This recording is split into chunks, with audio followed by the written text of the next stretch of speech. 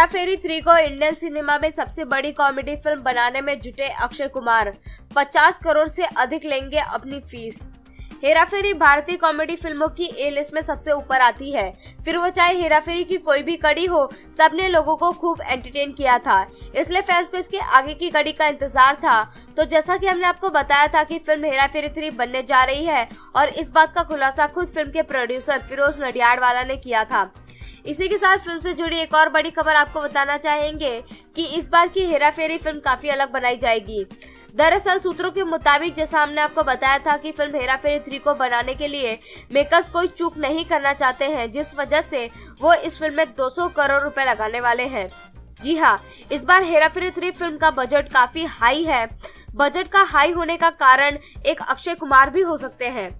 दरअसल अक्षय कुमार की अभी फिल्में हिट नहीं हो रही है, पर फिर भी न तो उनकी फिल्मों में कमी आई है और न ही उनकी फीस में कोई कमी हुई है।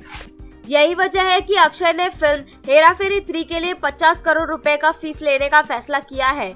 और अगर ऐसा होता है तो ये इंडिया की सबसे ज्यादा बजट में बनाई गई पहली भारतीय कॉमेडी फिल्म बन जाएगी, क्योंकि इससे पहले किसी भी कॉमेडी मूवी का बजट इतना नहीं रहा है।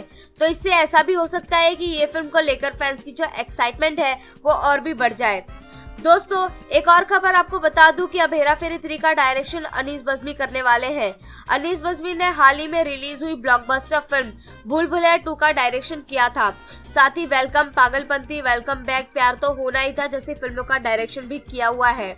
आपको बता दें कि राजू, श्याम और बाबूराव के मजेदार किरदार को एक बार फिर फिल्म में दोहराया जाएगा। जहां पर फिल्म खत्म हुई थी, वहीं से फिल्म की शुरुआत होगी।